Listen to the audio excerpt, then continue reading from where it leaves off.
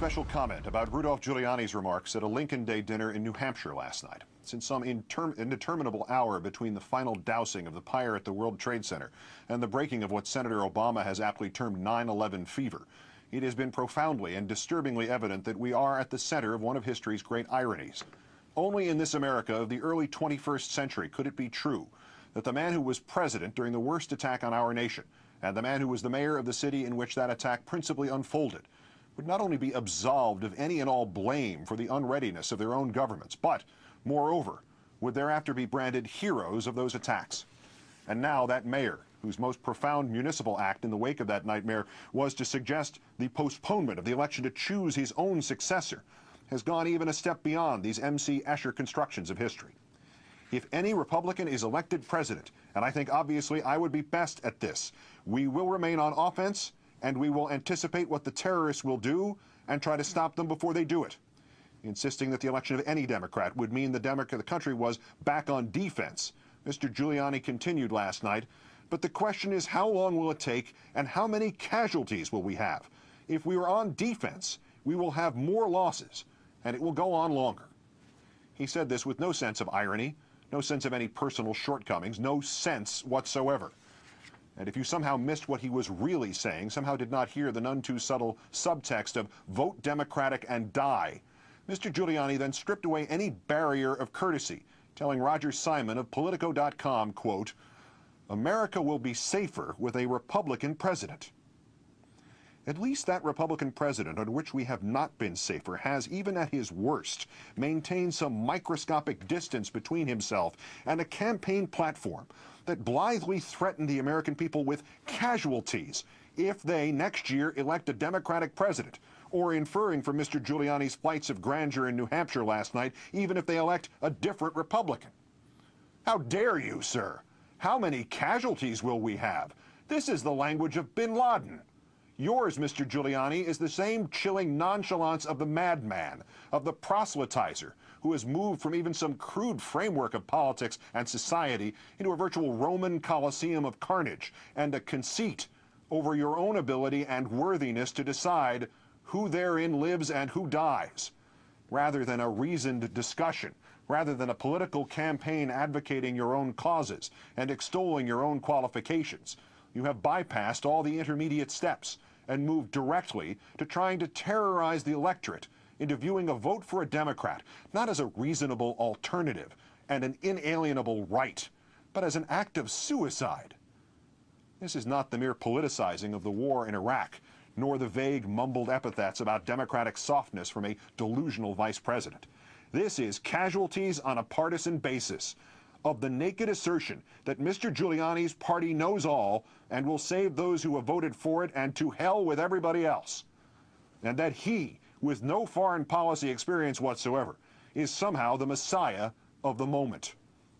Even to grant that that formula, whether posed by Republican or Democrat, is somehow not the most base, the most indefensible, the most un-American electioneering in our history, even if it is somehow acceptable to assign casualties to one party and safety to the other, even if we have become so profane in our thinking that it is part of our political vocabulary to view counter-terror as one party's property and the other's liability.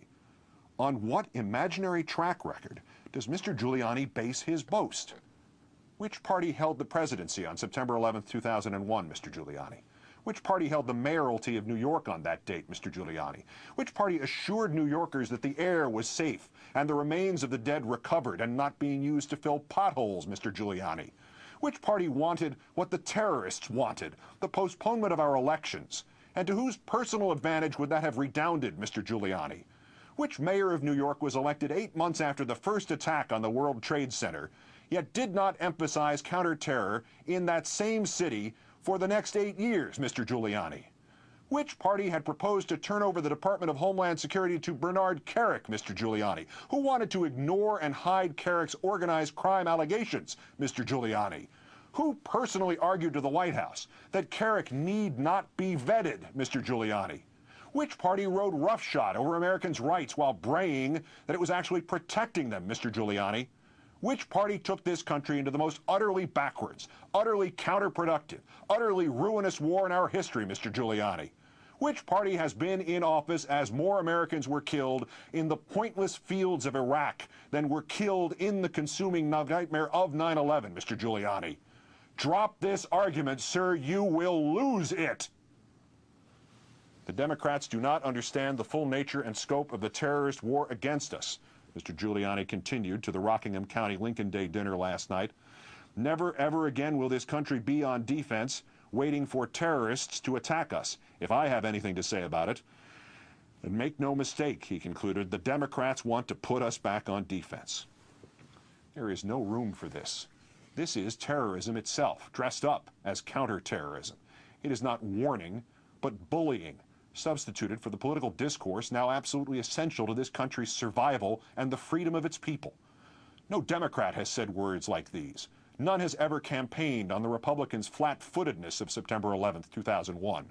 None has the requisite, irresponsible, all-consuming ambition. None is willing to say, I accuse, rather than recognize that to some degree all of us share responsibility for our collective stupor. And if it is somehow insufficient, that it is morally, spiritually, and politically wrong to screech as Mr. Giuliani has screeched, there is also this, that gaping hole in Mr. Giuliani's argument of Republicans equal life, Democrats equal death. Not only have the Republicans not lived up to their babbling on this subject, but last fall, the electorate called them on it. As doubtless they would call you on it, Mr. Giuliani. Repeat. Go beyond Mr. Bush's rhetorical calamities of 2006. Call attention to the casualties on your watch and your long waking slumber in the years between the two attacks on the World Trade Center. Become the candidate who runs on the vote for me or die platform. Do a Joe McCarthy. Do a Lyndon Johnson. Do a Robespierre. Only if you choose so to do not come back surprised nor remorseful if the voters remind you that terror is not just a matter of casualties. It is just as certainly a matter of the promulgation of fear. Claim a difference between the parties on the voters' chances of survival, and you do Osama bin Laden's work for him. And we, Democrats and Republicans alike, and every variation in between, we, Americans, are sick to death of you and the other terror mongers trying to frighten us into submission, into the surrender of our rights and our reason, into this betrayal of that for which this country has always stood. Franklin Roosevelt's words ring true again tonight, and clarified and amplified.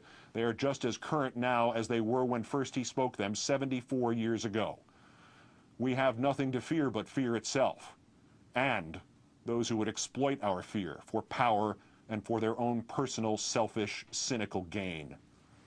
Good night and good luck.